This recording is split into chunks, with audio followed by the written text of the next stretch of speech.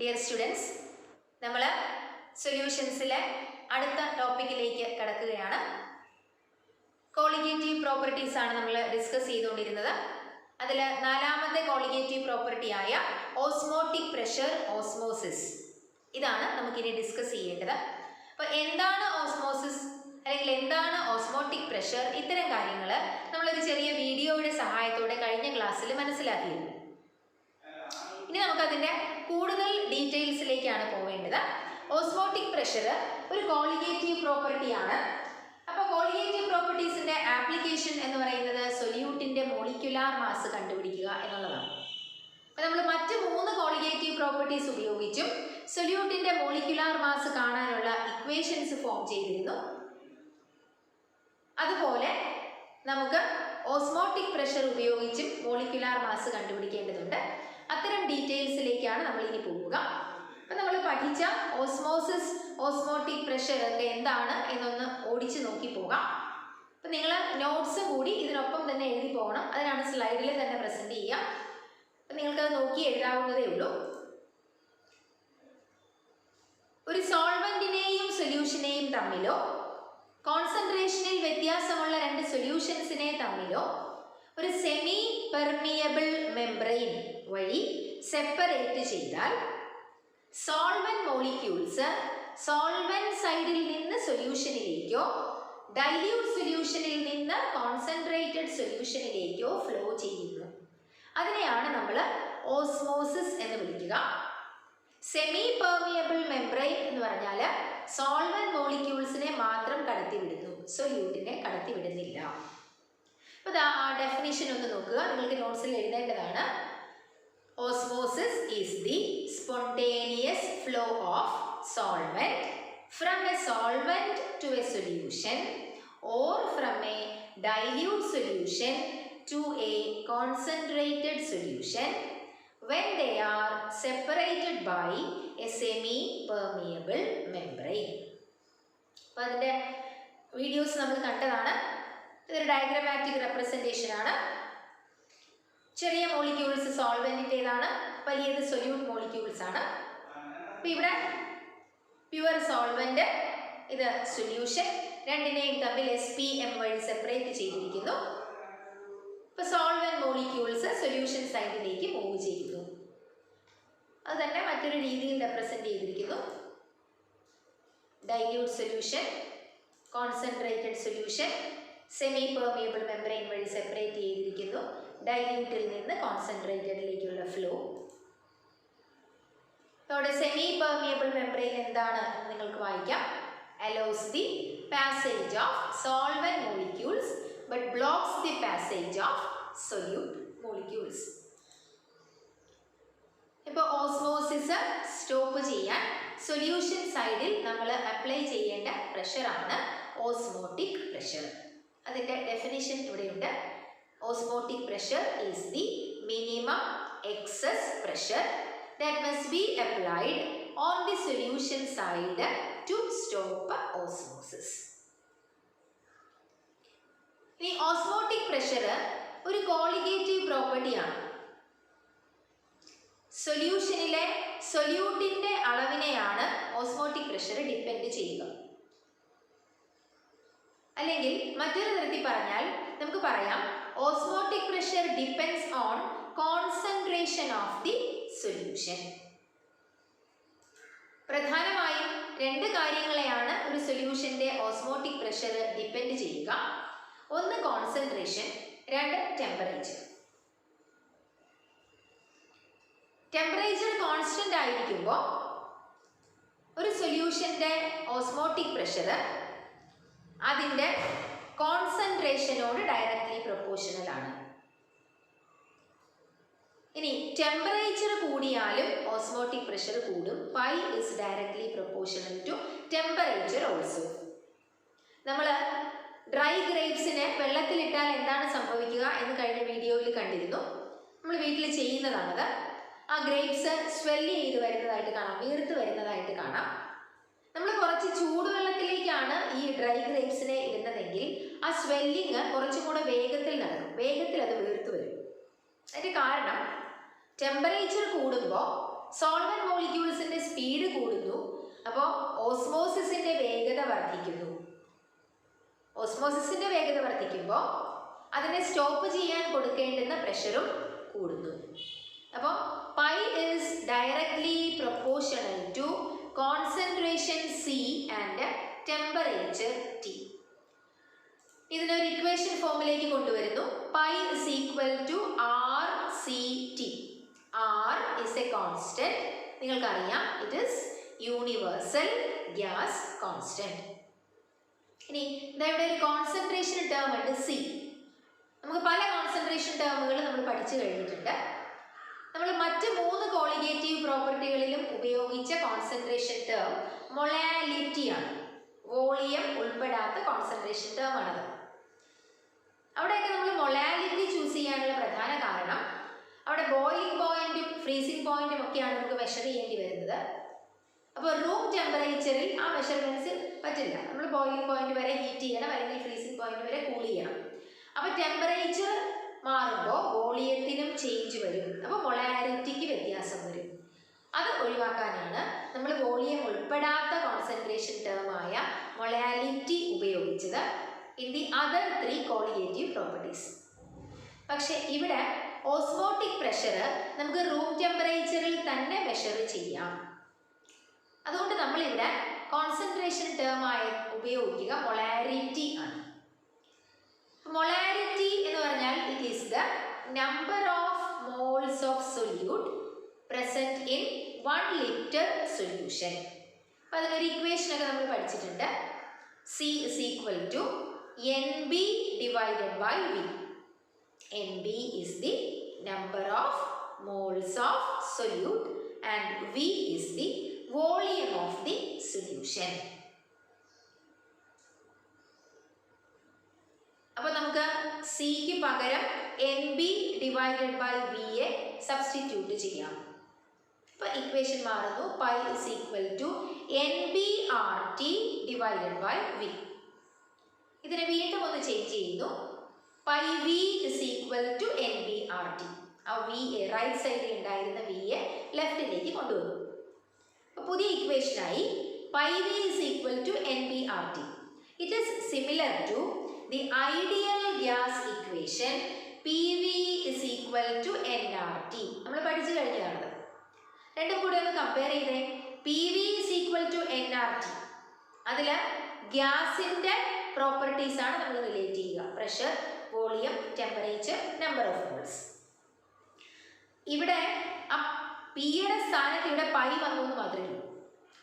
Pi is the osmotic pressure of dilute solution, V it's volume, NB number of moles of solute, R universal gas constant and T temperature. ഈ equation ഫോമിലേക്ക് കൊണ്ടുവന്നത് van't Hoff എന്ന് പറയുന്ന ഒരു scientist ആണ്. So this equation is called van't Hoff equation for dilute solutions. Van't Hoff equation for dilute solutions. അപ്പോൾ ഇനി ഈ ഇക്വേഷനിൽ നിന്ന് നമുക്ക് സൊല്യൂട്ടിൻ്റെ മോളിക്യുലാർ മാസ് കണ്ടുപിടിക്കാൻ ഒരു ഇക്വേഷൻ കൊണ്ടുവരണം. അപ്പോൾ അതിന് NB number of moles of solute കാണാൻ നമുക്കൊരു ഇക്വേഷൻ ഉണ്ട്. It is WB divided by MB. അപ്പോൾ NB എന്നുള്ളതിന് പകരം നമുക്ക് ഏത് സബ്സ്റ്റിറ്റ്യൂട്ട് ചെയ്യാം? WB by MB. അപ്പോൾ ഇതാ നോക്കുക equation. Pi V is equal to എങ്ങനെയായിട്ട് മാറി? WBRT divided by MB. ഇനി ഇതിൽ നിന്ന് molecular mass of the solute MB is equal to equation എങ്ങനെയാണ് മാറിയത്? WBRT divided by pi V. Equation കാണാതെ അറിയണം എന്തൊക്കെയാണ് ഇതിലെ terms. WB is the weight in grams of the solute. R universal gas constant and T temperature. Pi osmotic pressure and V volume of the solution. Derivation കിട്ടിയല്ലോ. ഇത് നോട്ട്സിലേക്ക് എഴുതണേ. ഇനി properties പഠിച്ചു കഴിഞ്ഞു. അതുപയോഗിച്ച് മോളിക്കുലാർ മാസ് ഡിറ്റർമിനേഷൻ നടത്തുന്നതും കണ്ടുകഴിഞ്ഞു. അപ്പോൾ normal മോളിക്യൂൾസിന്റെ കേസിൽ sodium chloride, potassium sulphate, water etcetera etcetera, അപ്പോൾ നോർമൽ മൈക്രോ മോളിക്യൂൾസ് നമ്മൾ എടുക്കുകയാണ്. സൊല്യൂട്ടായിട്ട് മൈക്രോ മോളിക്യൂൾസ് ആണ് നമ്മൾ എടുക്കുന്നതെങ്കിൽ മോളിക്കുലാർ മാസ് ഡിറ്റർമിനേഷന് ഏറ്റവും സ്യൂട്ടബിൾ ആയ മെത്തേഡ്സ് ഓസ്മോട്ടിക് പ്രഷറിനെ അപേക്ഷിച്ച് മറ്റ് 3 മെത്തേഡ്സ് ആണ് സ്യൂട്ടബിൾ ആയിട്ട് വരിക. പക്ഷേ വലിയ മോളിക്യൂൾസിന്റെ കേസിൽ മോളിക്കുലാർ മാസ് വളരെ കൂടിയ പ്രോട്ടീൻസോ പോളിമേഴ്സോ ഒക്കെ നമുക്ക് അവരെ മാക്രോ മോളിക്യൂൾസ് എന്ന് വിളിക്കാം. ഈ മാക്രോ മോളിക്യൂൾസിന്റെ കേസിൽ മോളിക്കുലാർ മാസ് ഡിറ്റർമിനേഷന് ഉപയോഗിക്കാവുന്ന ഏറ്റവും നല്ല കോളിഗേറ്റീവ് പ്രോപ്പർട്ടി ഓസ്മോട്ടിക് പ്രഷറാണ്. ഏറ്റവും ആക്യുറേറ്റ് ആയി മോളിക്കുലാർ മാസ് കിട്ടുന്നത് ഓസ്മോട്ടിക് പ്രഷർ മെഷർമെന്റ് വഴിയാണ് in the case of macro molecules.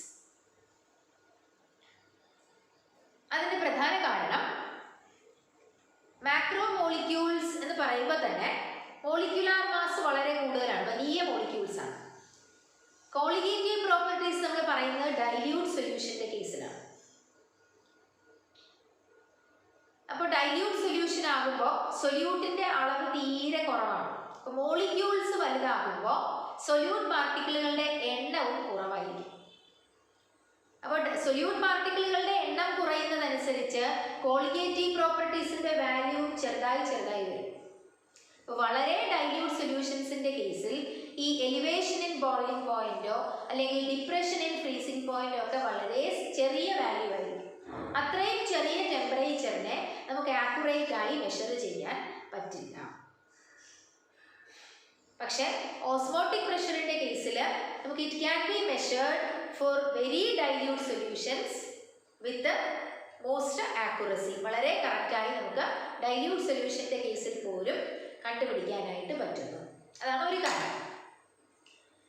Accurate measurement of osmotic pressure is possible even for very dilute solutions. രണ്ടാമത്തെ കാരണം നമ്മളിവിടെ ഉപയോഗിക്കുന്ന കോൺസെൻട്രേഷൻ ടേം മൊളാരിറ്റി ആണ്. ഇപ്പോൾ സൊല്യൂഷന്റെ വോളിയം മെഷർ ചെയ്താൽ മതിയാകും. മാത്രമല്ല റൂം ടെമ്പറേച്ചറിൽ തന്നെ നമുക്ക് ഓസ്മോട്ടിക് പ്രഷറിനെ മെഷർ ചെയ്യാം. ഈ മാക്രോ മോളിക്യൂൾസ് ആയ പ്രോട്ടീൻസോ പോളിമേഴ്സോ ഒക്കെ വളരെ ഹൈ ടെമ്പറേച്ചറിൽ അൺസ്റ്റേബിൾ ആയിരിക്കും, അവർ ഡീകമ്പോസ് ചെയ്ത് പോകും. അപ്പോൾ അവിടെ ഒന്നും നമുക്ക് കൃത്യമായി മോളിക്കുലാർ മാസ് ഡിറ്റർമിനേഷൻ നടക്കാതെ വരുന്നു. അപ്പോൾ ഓസ്മോട്ടിക് പ്രഷർ ആണെങ്കിൽ റൂം ടെമ്പറേച്ചറിൽ തന്നെ കണ്ടുപിടിക്കാം എന്നുള്ളത് കൊണ്ട് നമുക്കതിനെ ഹീറ്റ് ചെയ്യേണ്ടി വരുന്നില്ല. സോ കറക്റ്റായി മോളിക്കുലാർ മാസ് ഡിറ്റർമിനേഷൻ പോസിബിൾ ആകുന്നത് ഓസ്മോട്ടിക് പ്രഷർ മെത്തേഡ് വഴിയാണ്. അത് സാധാരണ short ക്വസ്റ്റ്യനായി ചോദിക്കാറുള്ളതാണ്. Which is the most suitable method for the determination of molecular mass of polymers. Colligative property വഴി കണ്ടുപിടിക്കുമ്പോൾ ഏതാണ് ഏറ്റവും നല്ല മെത്തേഡ്, ഏതാണ് ഓസ്മോട്ടിക് പ്രഷർ മെത്തേഡ്, അതിൻ്റെ 2 കാരണങ്ങൾ നിങ്ങൾ നോട്ട് ചെയ്ത് വയ്ക്കുക.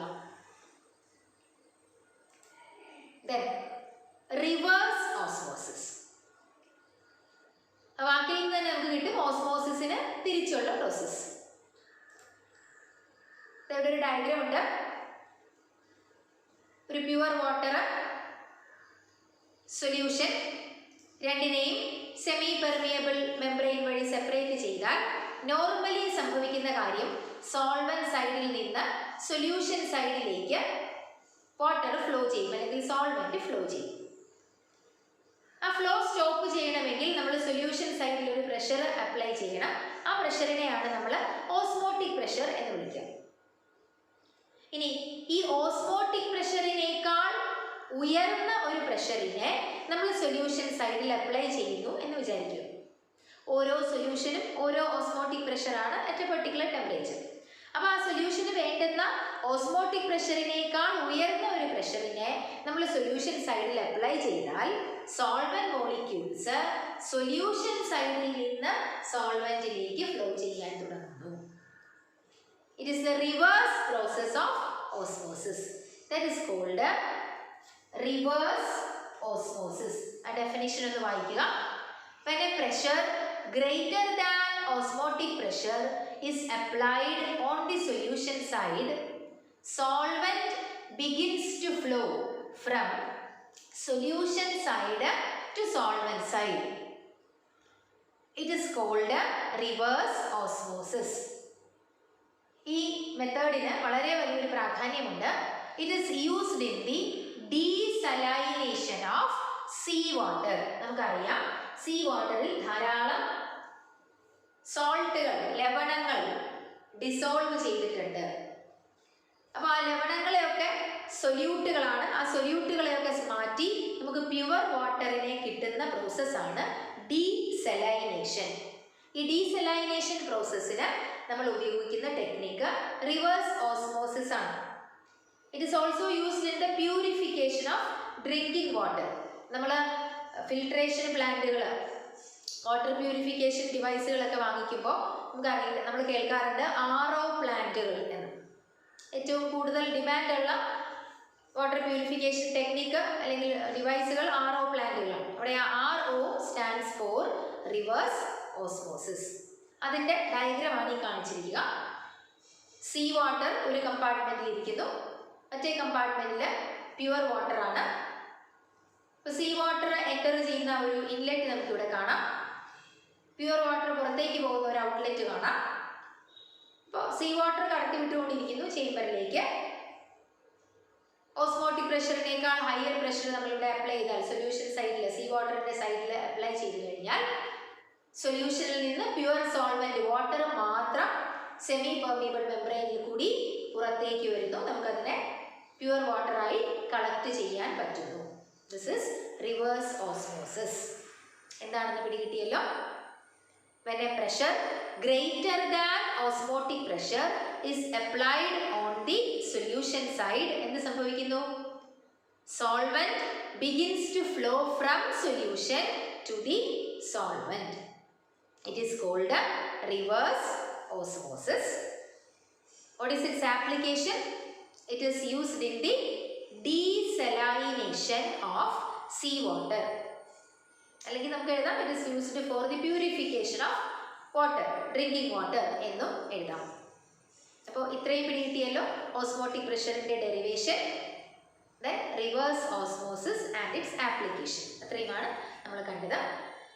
ഇനിയുള്ളത് ഓസ്മോസിസിൻ്റെ ഡെയിലി ലൈഫിലെ ആപ്ലിക്കേഷൻസും ഡെയിലി ലൈഫിലെ എക്സാമ്പിൾസും ഒക്കെയാണ്. അത് അടുത്ത ഒരു വീഡിയോയായി നമുക്ക് പോസ്റ്റ് ചെയ്യാം. ഇപ്പോൾ തൽക്കാലം ഇവിടെ വെച്ച് നിർത്തുന്നു. വൃത്തിയായി ശ്രദ്ധിച്ച് മനസ്സിലാക്കി നോട്ട്സിലേക്ക് എഴുതണം. Okay, thank you.